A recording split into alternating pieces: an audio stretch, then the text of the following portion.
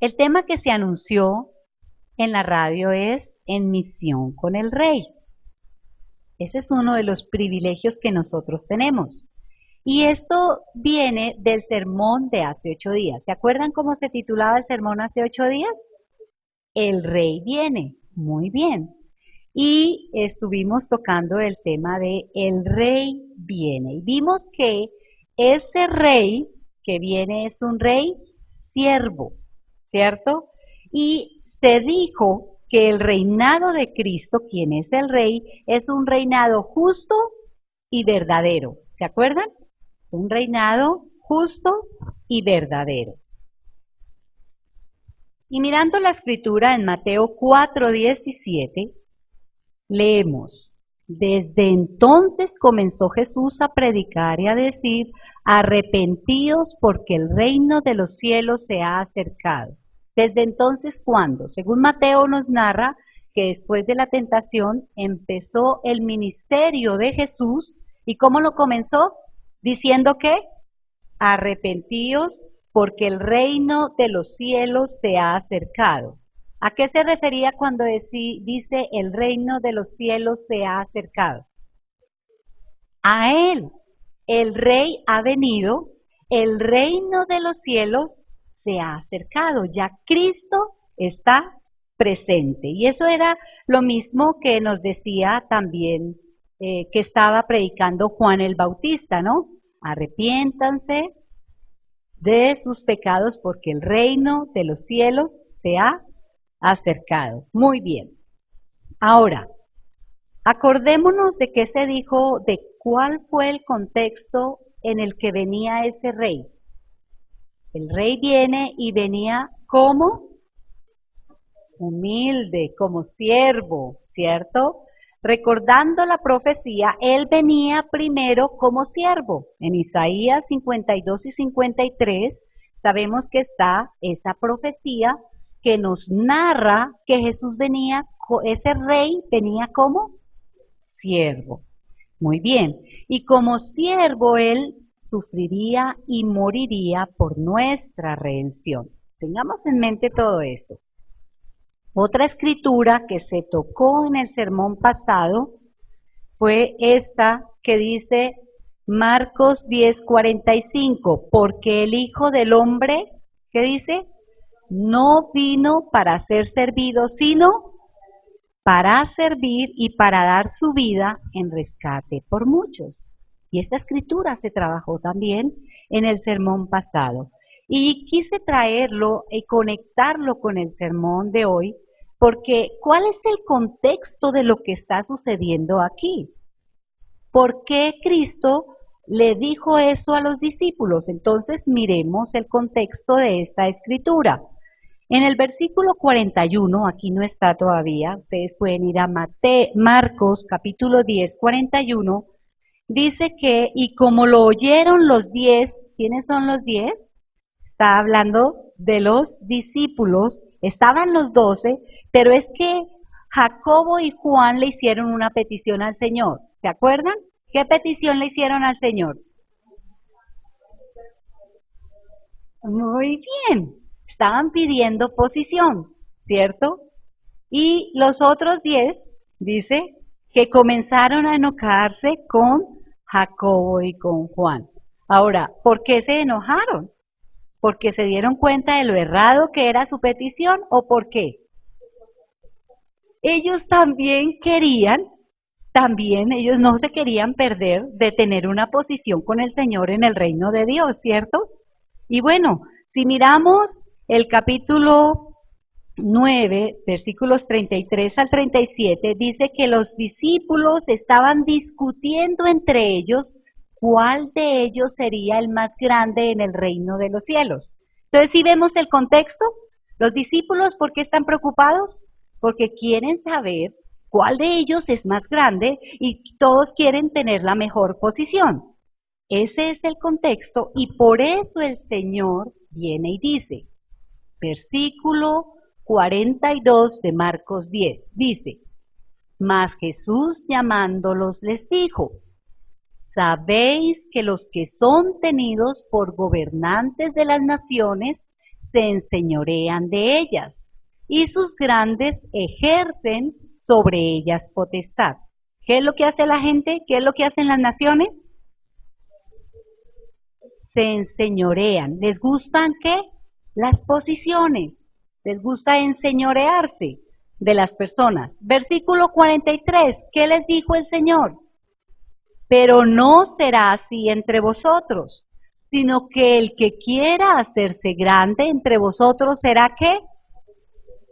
Vuestro servidor. ¿Cómo vino el rey? Como rey y siervo, tengamos eso en mente. Versículo 44, y el que de vosotros quiera ser el primero, ¿será qué? Siervo de todos. Y por eso viene la conclusión del versículo 45, porque el Hijo del Hombre no vino para qué? Ser servido, sino para y dar su vida en rescate por muchos. Muy bien. Ahora, miremos que aquí se usaron dos palabras importantes. En el versículo 43 dice, no será así entre vosotros, los seguidores de Jesús, sino que el que quiera hacerse grande entre vosotros será vuestro servidor. Esta palabra tiene su raíz griega, es diáconos. Los diáconos son los que sirven a las mesas. ¿Se acuerdan de Hechos 6? Cuando la iglesia tuvo que elegir unos diáconos, unas personas que vinieran a servir. ¿Qué es lo que está diciendo el Señor? Que el que quiera hacerse grande entre vosotros será un diácono, un servidor, el que viene a servir a las mesas. Si se dan cuenta que las leyes y los principios de Dios van contra la corriente de este mundo. Aquí decimos, ponemos un rey humano y lo ponemos a reinar y a gobernar a todo el mundo y a mandar.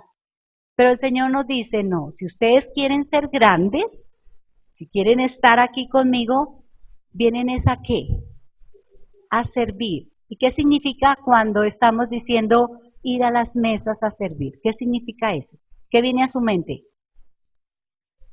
Arremangarnos, ¿cierto? Trabajar, bendecir al uno, bendecir al otro, mirar qué necesidad hay. A eso es a lo que Dios nos ha llamado. Y luego usa otra palabra, versículo 44, y el que de vosotros quiera ser, ¿qué? ¿Nos gusta ser los primeros?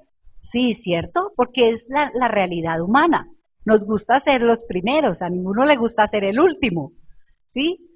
Pero el Señor nos dice, si usted quiere ser el primero, ¿será qué? Será siervo de todos. Ahora miren la palabra griega que se usa aquí es diferente. Una palabra doulos. Ese doulos se refería a un esclavo de un solo amo. Un esclavo generalmente tenía un solo amo, ¿cierto? ¿Y qué nos dice el Señor con respecto a servir a dos señores? Él nos dice que cuando servimos a dos señores, o amamos a uno y despreciamos al otro, ¿cierto? O seguimos al uno y dejamos al otro, que no es posible que sirvamos a dos señores. Esta palabra siervo, doulos, era la persona que era esclava de un amo. Tenía en claridad quién era su amo. Muy bien. Ahora aquí nos dice, el que de vosotros quiera ser el primero será siervo de quiénes. Wow. De todos. ¿Por qué, si esta palabra se refiere a ser siervo de un amo, por qué nos dice será siervo de todos? ¿Qué creen ustedes? Porque somos siervos de un amo que es Cristo y Cristo vino a servir a todos. ¿Sí nos damos cuenta del llamado tan hermoso? Eso es estar en misión con el Rey. El Rey nos llama a unirnos a lo que Él es, a lo que Él está haciendo y a que lo hagamos para todos. Porque la obra de Cristo, ¿para quién es? Para todos. ¿Sí estamos convencidos de que es para todos? ¿O será que algunos no? Para todos, ¿verdad? Así sea la persona que me caiga bien mal o que creamos que es muy mala, la obra de Cristo es para todo. Así que démonos cuenta que en el reino de Dios los honores son para los que sirven. ¿Sí ven que es lo contrario? En el reino de Dios los honores son para los que sirven. Y por eso Cristo nos llama a vivir de una manera diferente. Nos pone unos principios diferentes de los que la gente tiene. Y Él quiere que entonces nosotros vivamos como Él es. Y por eso Él quiere que lo conozcamos. Ahora, algo importante. Dice, volvamos a leer versículo 45. Hay tanto en cada texto, ¿no? Versículo 45, ¿qué es lo que dice? El Hijo del Hombre no vino para ser servido, sino para servir y dar su vida en rescate por muchos. Paremos ahí, subrayemos rescate por muchos. Démonos cuenta que la obra de Cristo es una obra de entrega, es una obra de sacrificio. Y ahí dice que es un rescate por muchos. Eso fue lo que Cristo vino a hacer. Ahora, una obra de rescate, según la definición, se refiere a un pago hecho a cambio de la libertad de un prisionero o la liberación de un esclavo, ¿cierto? Y el pueblo judío está acostumbrado a un sistema de sacrificio, en que animales sirven de sacrificios para la expiación por el pecado, y era lo que se hacía en el pasado, pero ahora Cristo, ¿qué es lo que viene a hacer? Viene a dar su vida para rescatar a muchos, a todos. Muy bien, a todos. Vino a dar su vida para rescatar a todos. ¿Esto muestra qué? Un rescate que muestra amor, sacrificio, entrega, despojo. ¿Sí se dan cuenta? Sacrificio, entrega, despojo. ¿Qué nos dice Filipenses 2, 5 al 8? Cuando nos habla de la obra de Cristo. Filipenses 2, 5 al 8. Dice que Cristo tomando forma de siervo. ¿Qué forma tomó? De siervo. Hecho semejante a quienes? A los hombres. Y hallado en condición como hombre, se humilló. ¿Fue fácil? ¿Es fácil ese rescate? Como siervo, ¿cómo vino el rey? El rey se humilló, se despojó. El rey bajó a nuestra condición. ¿Y saben qué, hermanos? Eso es Navidad. Eso es la encarnación. Y a veces por estar nosotros celebrando con luces y con árboles y regalos y bulla y alboroto, no meditamos en qué significó la encarnación, en qué significó el hecho de que el rey vino, de que el rey nos llama a una misión con él. No lo alcanzamos a comprender. Realmente es el milagro más hermoso. Y algunas personas dicen, no, pero es que Navidad eso es pagano y eso no es el día. Sabemos que no es el día, no celebramos días, porque sabemos que Cristo no nació en la fecha que aquí se celebra, pero celebramos el hecho, porque no podemos callar el hecho tan grande de la encarnación. Pero la pregunta es, ¿hemos meditado en lo que significa la encarnación? Porque sí, le ponemos que lucecitas, que el pesebre, que mil cosas, pero ¿nos damos cuenta que la encarnación significó para Cristo el despojarse, el entregarse, el humillarse? Y lo hizo por amor, y lo hizo por cada uno de nosotros, por toda la humanidad. Eso es el rey siervo. Y por eso es que Él nos invita a estar en misión con Él. Y cuando leemos Juan 17, nos damos cuenta aquí que la gran comisión está como una oración, ¿cierto? Porque Juan 17 es ¿qué? ¿Cómo se titula ese capítulo? Juan 17, la oración de Jesús. Y aquí vemos que esa comisión está como oración. Y le dice Jesús al Padre, como tú me enviaste al mundo, así yo los he enviado al mundo. Jesús está orando. En otra versión dice, como me enviaste a mí entre los que son del mundo, también yo los envío a ellos entre los que son del mundo. Y es interesante que después de su muerte y resurrección, en el mismo Juan, Jesús cambia esta oración como un mandamiento o comisión. Y por eso en Juan 20:21 dice, entonces Jesús les dijo otra vez, paz a vosotros, ¿cómo qué? Como me envió el Padre, así también yo os envío. Esa oración, después de la muerte y de la resurrección de Cristo, la transformó en un mandato, en una comisión. Ahora, en la Dios habla hoy, dice, luego Jesús les dijo otra vez, paz a ustedes, como el Padre me envió a mí, así yo los envío a ustedes. Ahora, con respecto a esto, un teólogo, a mí me gusta mucho como él escribe, él se llama John Stott, él ya falleció. Él dice que en estas dos expresiones Jesús hizo más que trazar un paralelo entre su misión y nuestra misión. Puso a su misión como modelo para nuestra misión.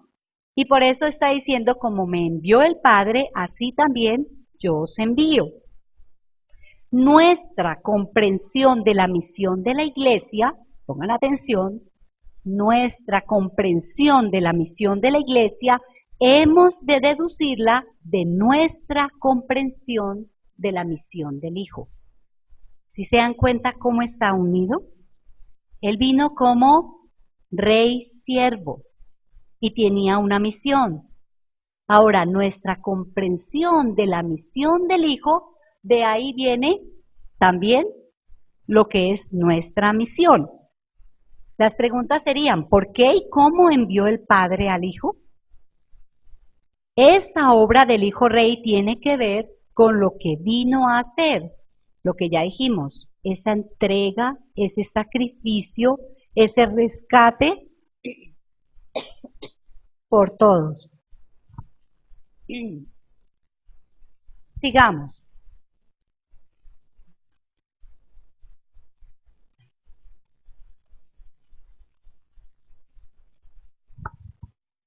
En Lucas 4, 18, 19, Jesús nos muestra a qué vino. ¿Se acuerdan? ¿Qué dice Lucas 4, 18, 19? El Espíritu del Señor está sobre mí, por cuanto me ha ungido, ¿para qué? Dar buenas nuevas a los pobres, me ha enviado a sanar a los quebrantados de corazón, me ha enviado a pregonar libertad a los cautivos, vista a los ciegos, a poner en libertad a los oprimidos. ¿Qué está haciendo aquí Jesús cuando vino como rey siervo? Está sanando, liberando a los oprimidos, a los que están quebrantados de corazón. Ay, lo siento mucho, es que tengo la garganta como reseca. Sí, eso fue lo que Cristo vino a dar, a hacer. O sea, ¿vino a qué? A mirar la necesidad del ser humano. ¿Verdad? Eso fue lo que Cristo vino a hacer. Así que cuando hablamos del Evangelio, estamos hablando de que Cristo vino a sanar. Y cuando hablamos de sanar, no se refiere solamente a los milagros de sanidad física. La sanidad que Dios hace es una sanidad ¿qué? Completa, integral. Él sí sana nuestro cuerpo, pero también sana nuestro corazón, nuestras emociones, nuestra mente, nuestro espíritu. Él sana lo que somos, ¿cierto? Porque a eso vino el Señor. Ahora, es importante que comprendamos esta realidad del Evangelio, de que Cristo vino a sanar. La pregunta aquí sería, nosotros hemos venido a Cristo, ¿cierto? Estamos aquí porque hemos creído en Cristo, ¿cierto? Y lo que hacemos, lo hacemos es porque ya tenemos una identidad, somos hijos de Cristo. La pregunta es, ¿realmente lo veo en mi vida que Dios me ha sanado? ¿Que Dios me está sanando? Y que sabemos que finalmente Dios nos sanará cuando vamos a ser perfectos, porque todos sabemos que no somos perfectos en esta vida. Pero ¿reconocemos la sanidad que Dios ha hecho en nuestra vida? Pensemos por un momento. Miremos bien esto. ¿Por qué? Porque si Cristo nos invita a estar en misión con Él, Él no nos va a pedir algo que nosotros no podamos dar. Y por eso, cuando venimos a Cristo, lo primero que Él hace es sanarnos, restaurar nuestra dignidad, darnos identidad, ¿verdad? Porque ¿cómo vamos a estar en misión con Cristo si no hemos recibido algo? ¿Sería justo que Él nos pidiera algo que no hemos recibido? No, ¿cierto? Entonces, lo primero que Él hace es que esta palabra, cuando dice que vino a los quebrantados de corazón, a los que estaban cautivos, ciegos, oprimidos, no son solo los que eran cojos y ciegos y mudos. Somos todos hermanos, porque todos hemos sido quebrantados de corazón, o hemos sido ciegos también. Hemos sido oprimidos o hemos estado cautivos por el pecado, ¿verdad? Entonces, Él vino a cumplir su obra con todos, comenzando hoy por nosotros, porque le hemos creído, porque le estamos creyendo. Y por eso, partiendo de lo que Él ha hecho con nosotros y que está haciendo con nosotros, es que Él nos invita a participar, porque ya hemos recibido, como lo hemos oído en otros mensajes, ya hemos recibido bendición, por eso es que Dios nos invita a participar en su obra. Miremos un ejemplo muy bonito. Jesús sana a la suegra de Pedro. A veces leemos esto y pasamos por encima de lo que aquí sucedió. Resulta que en Lucas 4, 38, 39, en la Reina Valera dice: entonces Jesús se levantó y salió de la sinagoga y entró en casa de Simón. La suegra de Simón tenía una gran fiebre y le rogaron por ella. E inclinándose hacia ella, reprendió a la fiebre y la fiebre la dejó, y levantándose ella al instante, le servía.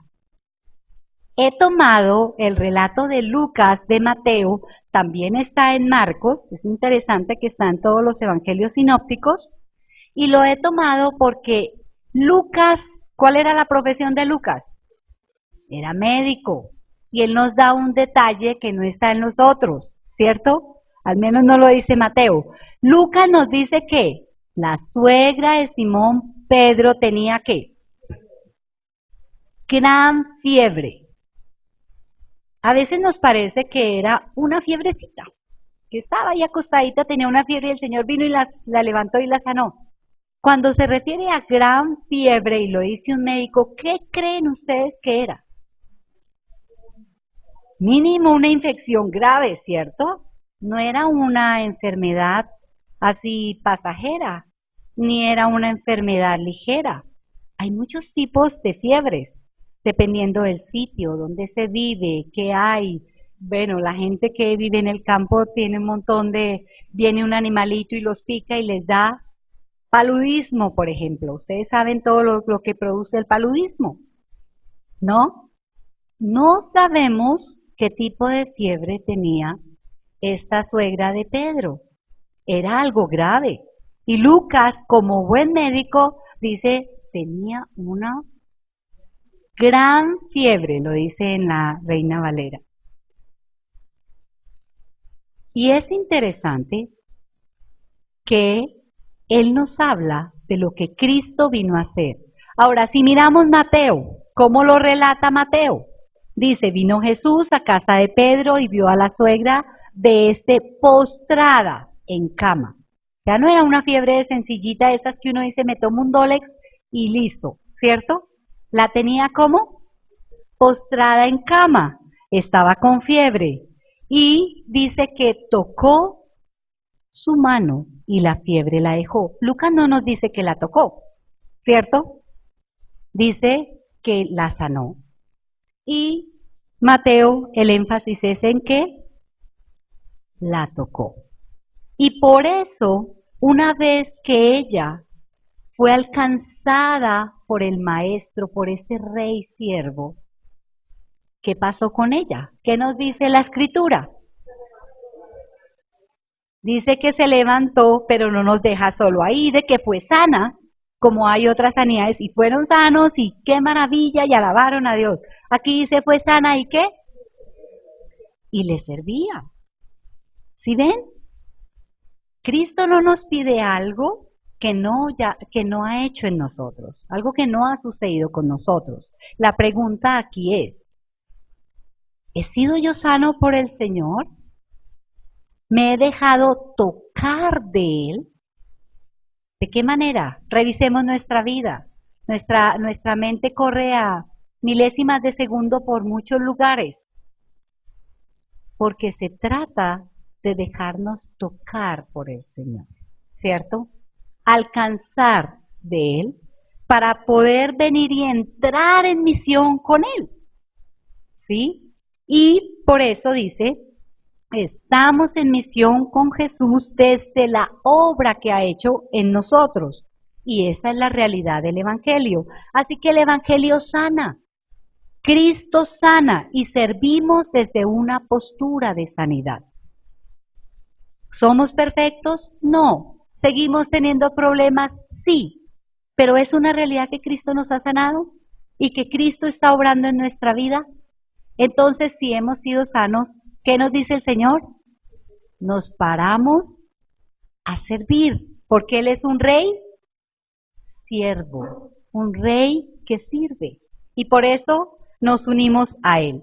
Y Él, en lo que ha hecho con nosotros, al rescatarnos y al sanarnos, nos ha dado una identidad. Nos ha dado una identidad. Y yo puedo decir quién soy hoy con respecto a quién es Dios, qué ha hecho Dios, qué está haciendo o qué hará. Cuando tenemos en mente y vivimos la realidad de nuestra vida, en este aspecto, teniendo en cuenta quién es Dios, pues sabemos quiénes somos nosotros. Y cuando vemos su obra en nosotros, entonces la pregunta es, ¿cómo responder a ese amor? Y estas son las preguntas que el Evangelio nos da. ¿Cómo responder a ese amor? Por eso Jesús nos llama a una vida nueva. Somos nuevas criaturas. Otra versión dice, somos una nueva creación. Ahora que sabemos que no estamos, que nos falta todavía, lo podemos decir, pero de que Dios ha obrado en nosotros lo ha hecho. La pregunta es esa, ¿tenemos en claro lo que Dios ha hecho en nosotros? ¿Lo que Dios está haciendo? ¿Qué sanidad he recibido del Señor en mi vida? En Romanos 12 leemos que el Señor nos dice, por tanto, hermanos míos, les ruego por las misericordias de Dios, que se presenten ustedes mismos como ofrenda viva, santa y agradable a Dios. Y nos dice, no vivan según los criterios del tiempo presente, al contrario, cambien su manera de pensar para que así cambie su manera de vivir y lleguen a conocer la voluntad de Dios, es decir, lo que es bueno, lo que es grato, lo que es perfecto. Muy bien. ¿Qué ha hecho Dios en nuestra vida? ¿Qué es lo que el Señor hace en nuestra vida? Así que ministramos o servimos desde una postura de sanidad. Por eso estamos en misión con el Rey.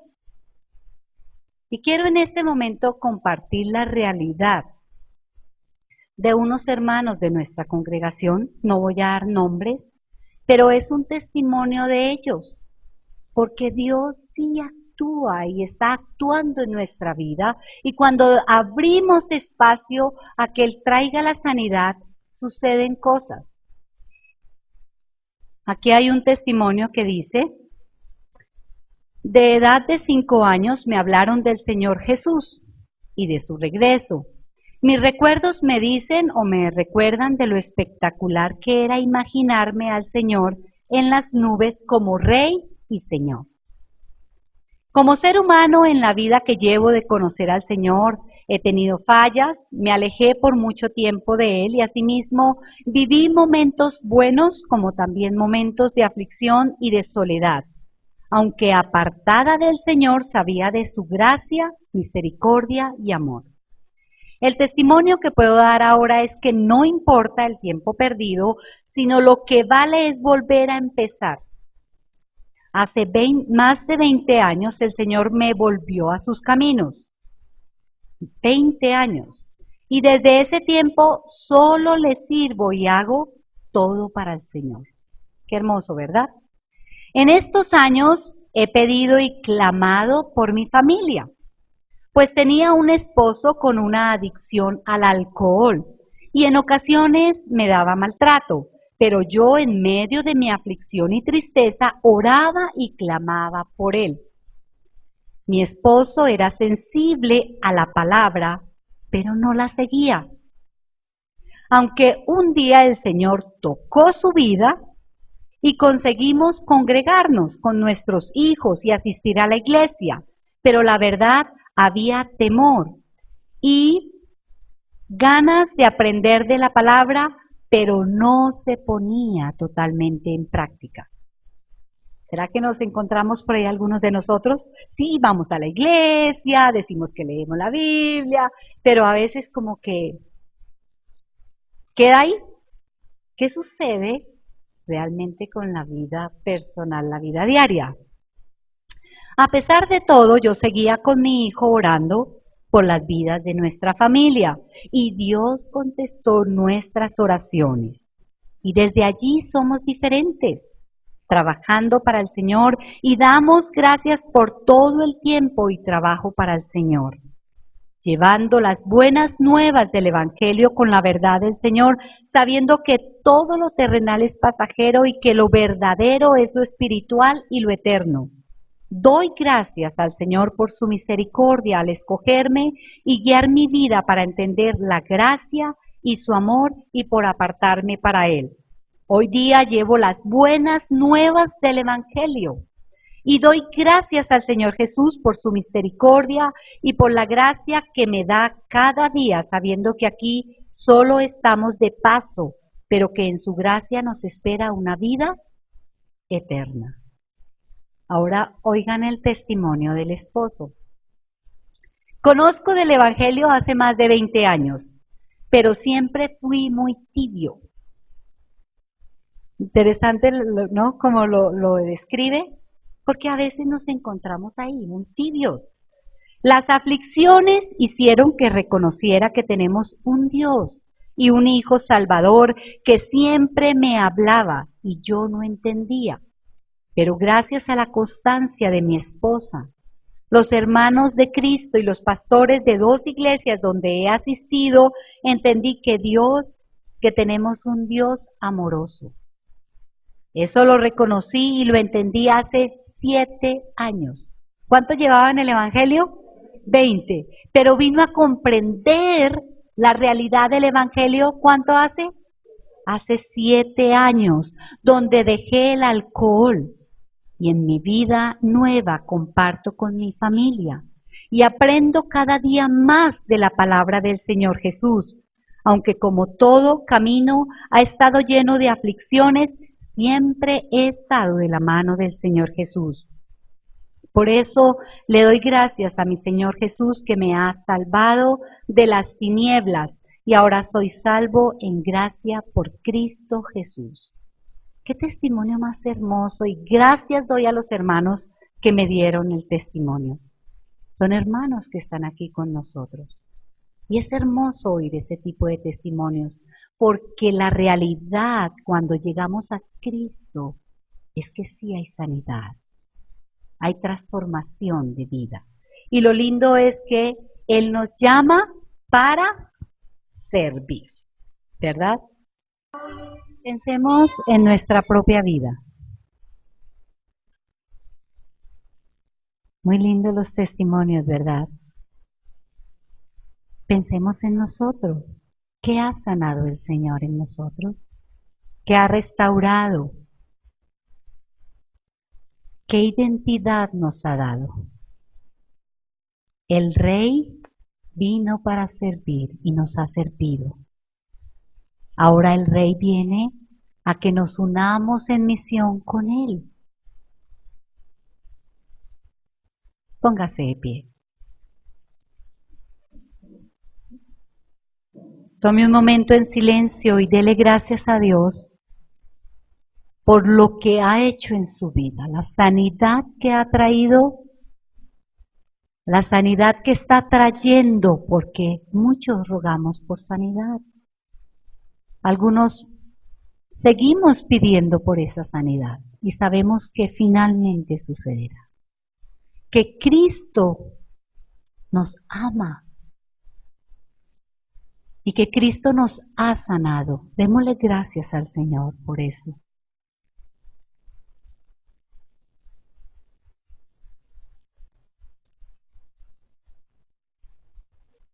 Y demos gracias al Señor porque hoy nos invita en misión con Él. ¿Usted recibió sanidad, hermano? ¿Quién está a su lado que necesita su ayuda? ¿Quién está a su lado que necesita que le enseñe y le señale quién es Jesús? Y que podamos decir, el Rey vino a servir y yo estoy para servir porque soy hijo de ese Rey. Amén. Padre, te damos muchas gracias. Señor, es hermoso reconocer tu obra en nosotros. Tal vez nadie daba un peso por nosotros. Fuimos despreciados de pronto por la familia. No éramos grandilocuentes, ni grandes personas, ni maravillosas. Pero tu palabra dice que tú nos miraste desde antes de la fundación del mundo.